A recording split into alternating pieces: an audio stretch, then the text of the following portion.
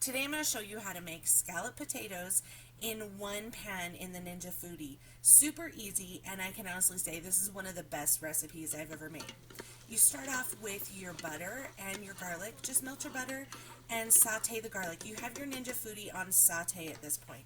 Do not burn the garlic. If you burn the garlic, you may as well throw it out and start over because it'll ruin the whole dish. You're just looking for a little golden color is what you want.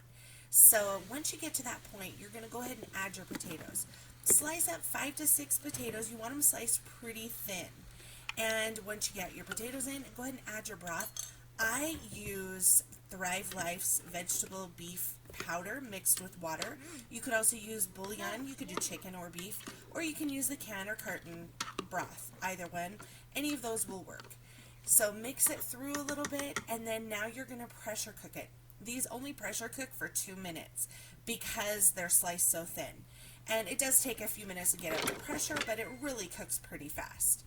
Once you've got it pressure cooked, go ahead and give it a stir, and you'll see there's some caramelized parts at the bottom, which is awesome because that adds lots of really good flavor. Now you're going to add your cream. So I use heavy whipping cream. You can use milk. Whatever the percentage of fat of milk, it's just kind of how creamier it's going to be and better. And then throw in a couple of spoonfuls of sour cream, again adding to that creaminess. This is not a low-fat recipe, I'll tell you that. And then you're going to add in a few handfuls of cheese. And because the dish is still hot, it's going to go ahead and melt your cheese when you mix it in. Seasoning-wise, I add Thrive Life's Chef's Choice seasoning mix. You can get that on my site down in the description. It is a great overall seasoning. It works in so many different dishes. It's really, really good. But you can use about any seasoning that you like. Just depends on your preferences. So once you get those in, just stir it up good. And like I said, it's still warm at this point, so it'll melt the cheese right in with the potatoes as you mix it through.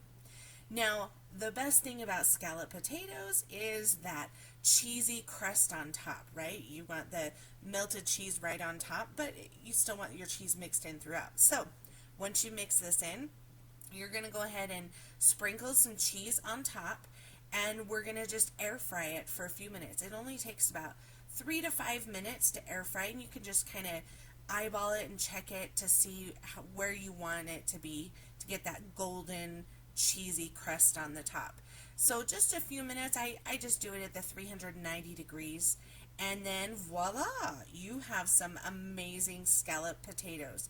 We served ours with ham and green beans, and it was so delicious. So I hope you enjoy this one pan easy scalloped potatoes.